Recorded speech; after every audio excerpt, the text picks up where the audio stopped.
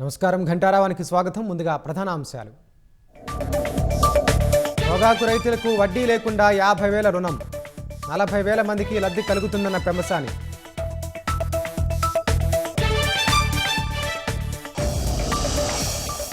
YCP MLA విరూపాక్షపై SC ST case, TDP కార్యకర్త శేఖర్ ఫిర్యాదుతో నమోదు.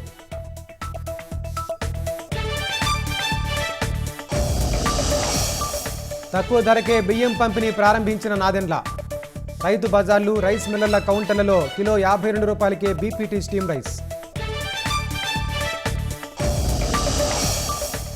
డ్రగ్స్కు వ్యతిరేకంగా నషాముక్తు యువ, 100 వారాల జాతీయ ప్రచారం ప్రారంభించిన ప్రధాని.